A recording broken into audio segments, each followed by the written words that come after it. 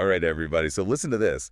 You guys sent us some stuff about a possible trade war, between the U.S. and Canada. And it's things are getting a little spicy. Oh, really? Yeah. President-elect Trump Yeah. is saying he's going to put a 25% tariff Wow. on all imports from Canada. Okay. And that's everything. Everything. Think about it. Everything from like your maple syrup Right. to lumber if you're building a house. Wow, that's a pretty big deal. Yeah, and it's pretty surprising because Canada's been like one of America's, best buddies in the trading world. Yeah, historically they've had a really close relationship. Yeah. So this is pretty significant. Yeah, so we've got this news analysis video. Okay. And we've got a text file. Right. And they're both kind of focused on these tariffs that Trump wants to put in place. Okay. And how Canada's thinking about hitting back. Yeah. And it's pretty interesting stuff. I bet. We're gonna kind of look at how this could affect, all kinds of things. Yeah. Like how much you're paying for stuff. Right, your wallet. Yeah, your wallet, exactly. Inflation. And the global economy. Sure, the whole kit and caboodle. Yeah, it gets kind of crazy. Yeah. But first, Yeah. why is Trump like going after Canada so hard? Well, he's said it's because of illegal immigration. Okay. And drug trafficking. Right. Specifically fentanyl. Fentanyl. Yeah. But that's just one piece of the puzzle here. Yeah. Trump's actually talking about putting tariffs on a lot of different countries. It's like a tariff tornado. Yeah, kind of, right? Yep. So he's also suggested a 10% tariff on everything coming in from China. Oh, wow. 25% on a bunch of stuff from the EU. Like cars, wine, fancy handbags. Right. And get this, he's even said he might put a 100% tariff on imports from the BRIC countries. 100%. Yeah. So that's like Brazil, Russia, India, and China. You got it. That's like basically saying, like, don't even try to sell us anything. Pretty much, yeah. It's a pretty strong message. Oh, wow. But let's go back to Canada for a sec. Okay. How are they, dealing with this tariff threat? Well, they're not just going to take it lying down. Yeah. They're planning on fighting back with their own tariffs. Okay. And they could put tariffs on almost every single thing the U.S. sends to Canada. Wow. Okay. This is actually a big change from what they did back in 2018, when they had that trade spat. Yeah. Back then, they just put tariffs on a few specific products, like bourbon from Kentucky. Okay. So, they were really trying to hit them where it hurts. Yeah. This time, they're saying they're going to match the U.S. tariffs dollar for dollar. So are we talking like a real trade war here? I mean, it's definitely a possibility. Between the U.S. and Canada? It's a very real possibility. Wow. And we have to remember that, when one country retaliates, the other one usually retaliates back. Right. So it can escalate really quickly. Yeah. And then both sides end up getting hurt. Right. Like a seesaw going back and forth. Exactly. Nobody's really stable. Nope. Nobody wins in a trade war. Okay, so things are definitely like tense when it comes to trade. Yeah. But you remember when Trump said that Canada should just become like the 51st state? Oh, yeah. Can you imagine that? It's a pretty wild thought. Like everyone saying a boot and wearing flannel shirts? Yeah, I mean, it was probably just meant to be provocative. Yeah. But it does kind of highlight this historical tension between the two countries. Right, because the Canadian leaders, they shut that idea down right away. Oh, yeah, they were not having it. Trudeau was like, no way, that's never going to happen. Right, and then, what was it, Pierre Poilievre, the Conservative Party leader, he's like, Canada will never be the 51st state, period. Yeah, like, don't mess with our maple syrup. Exactly, they were very clear about that. So you've got these tariffs hanging over everyone's heads. Yeah. And then you've got this, like, underlying tension, between the two countries. Right. But let's get down to, like, what really matters here. Yeah. What does this all mean, like, for our listeners, Well, if things keep going like this, you should probably get ready for prices to go up. On everything. Yeah, on a lot of stuff. I mean, think about it. Canada sends us a lot of stuff, like lumber oil, maybe even your maple syrup. Oh, no, not the maple syrup. Yeah, and then there's all the U.S. businesses that rely on stuff from Canada. Right. They might have problems getting the supplies they need. Okay. So you could see some shortages and delays. So you're saying my weekend projects are going to cost more and my pancakes are going to cost more. It's definitely a possibility. Oh, man. And it's not just about prices either. Bye-bye. There was this study by Oxford Economics. Okay. And they said that these tariffs could actually cause a recession in Canada. Wow. By like the middle of 2025. Okay. We're talking like their GDP could drop by 2.5%, Okay. and inflation could go up to 7.2%. Wow, those are some scary numbers. Yeah, they're not good. But wouldn't a Canadian recession, like, also hurt the U.S.? Oh, absolutely. The U.S. and Canada, their economies are like totally intertwined. Yeah. So if Canada's economy is in trouble, the U.S. is going to feel it too. So this isn't just a Canadian problem, like a North American problem. Definitely. Okay, but Canada's not just sitting back and, taking all this. Right. They're actually thinking about hitting back with export taxes. Yeah, on some pretty important things. Okay, like what? Well, oil, for one thing. Okay. Canada's a big supplier of oil to the U.S. Right. So that could make gas prices go up. Yeah, nobody wants that. And they're also thinking about putting export taxes on uranium, Okay. which is, important for nuclear power. Right. And then there's potash, which is used in fertilizer, Right. which could make food prices go up. So they're going after things that are, like, really important to the U.S. economy. Yeah, basically sending a message, if you're going to hit us, we're going to hit you back. Right. It's kind of a tit for tat thing. But is this all just a bluff? I mean, is Trump really going to follow through with these tariffs? That's the million-dollar question, isn't it? Yeah. Some people are saying that he might actually narrow things down. Okay. Like maybe just focus on really critical imports, things that are important for national security or the economy. Okay. But so far, he's saying he's not backing down. It's like a poker game Yeah, with really high stakes. high stakes indeed. And we're all just waiting to see who blinks first. Exactly. But in the meantime, all this uncertainty Yeah. makes it really hard for businesses and investors Oh, absolutely. to, like, make decisions. Right. Because they don't know what the rules are going to be. It's like trying to plan a road trip without a map. Right, exactly. You don't know where you're going or how to get there. Yeah. So before we get, like, too deep into the economics of it all, Yeah. I think it's important to kind of, like, take a step back Okay. and look at the bigger picture.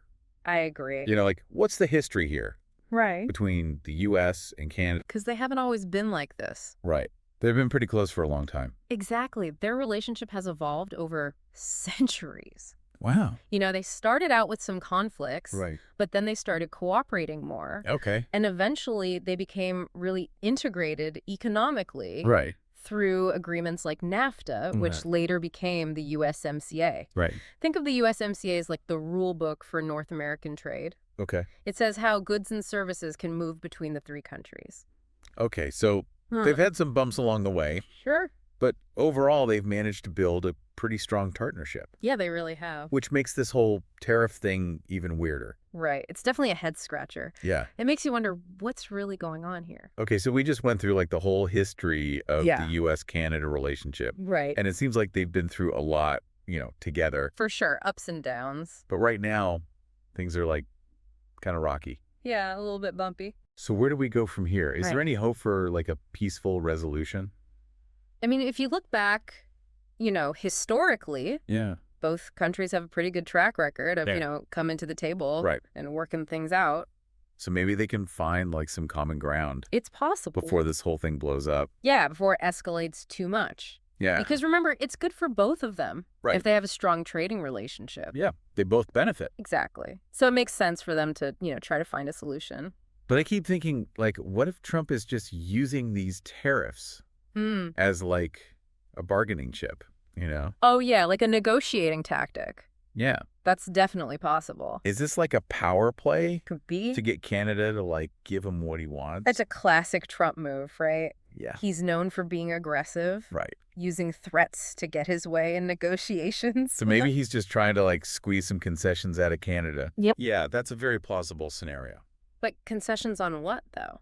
I mean, it's hard to say for sure, Yeah. but some people are saying he wants to renegotiate parts of the USMCA. Okay. Oh. USMCA. Yeah, especially the stuff about energy and dairy trade. Right. Those have always been kind of like sticky points. Yeah, they've caused problems before. So maybe this is just like a game of economic chess, It can be. and they're both trying to outsmart each other. That's one way to look at it. But the problem is, Yeah. these games can have, like, real consequences. Oh, absolutely. Even if they eventually, like, get rid of the tariffs, Yeah. all this uncertainty can really hurt businesses. Right. It makes it hard to plan for the future. And it can hurt investors. For sure. And ultimately, it can slow down the economy. Exactly. It creates instability. And then people have to pay more for stuff. Yeah, that's the other thing. Like gas and groceries. Right. Everyday essentials. And that can really hurt people. Oh, yeah, especially people who are already struggling. And when people are like struggling financially, Yeah.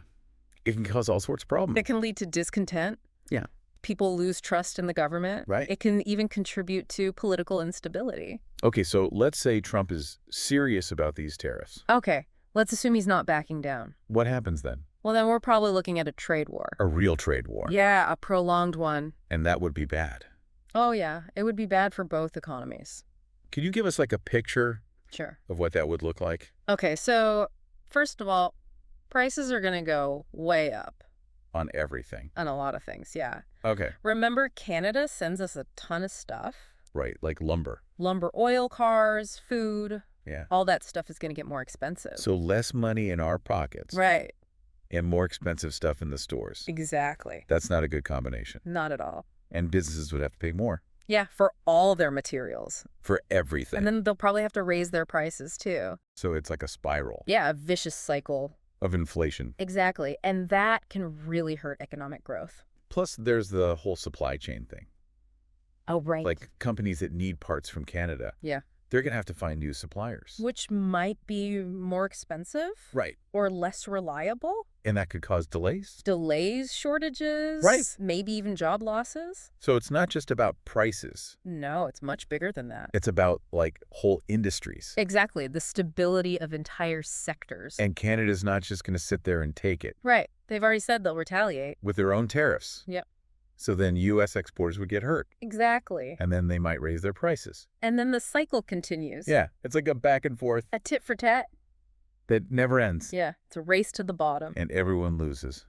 Pretty much. But what about the financial markets? Oh, yeah. What happens there? Well, all this uncertainty, Yeah.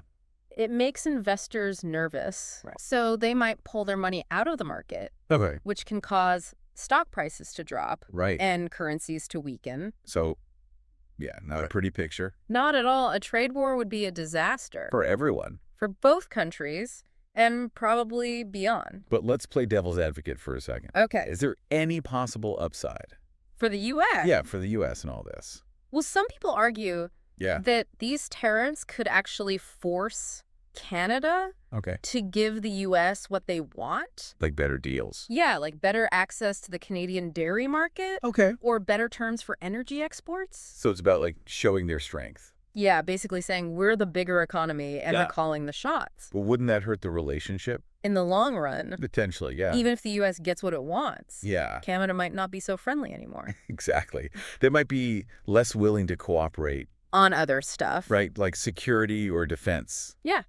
So it's a gamble. It is. They might win in the short term. Yeah. But they might lose a valuable partner. Yeah, it's a tough call. Yeah, it's like a balancing act. Exactly. Trying to figure out what's more important. Right, the short-term gains or the long-term relationship. Yeah, so there are no easy answers. Not in this situation. It's super complicated. It is. That's why it's important to like look beyond the headlines I agree. and really try to understand what's going on. Because the more you understand, the better decisions you can make. Right, and maybe we can find some solutions. Hopefully. So what are some of the solutions? Well, one option is a cooling off period. A cooling off period. Yeah, basically they both agree to stop with the tariffs. Like a timeout. Yeah, exactly. So they can like talk things out. Right, and try to find some common ground. Without the threat of a trade war. Exactly. But that requires like compromise It does. and restraint. Yeah. And those aren't really Trump's strong suits. True, but he can also be pragmatic. Okay. If he sees that the tariffs are hurting the U.S., he might be willing to change his mind. So a cooling off period is one option. It is. What else? Well, another option is for the U.S. to be more specific. With the tariffs. Yeah, instead of putting a 25% tariff on everything, Right. maybe they just target certain industries.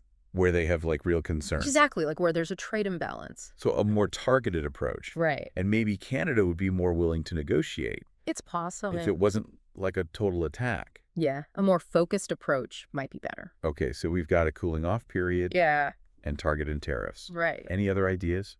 Well, they could always bring in a mediator. A mediator. Yeah, like a third party. Like who? Like the World Trade Organization. WTO. Yeah, they could help settle the dispute. So like a referee Exactly. to make sure everything's fair. Right.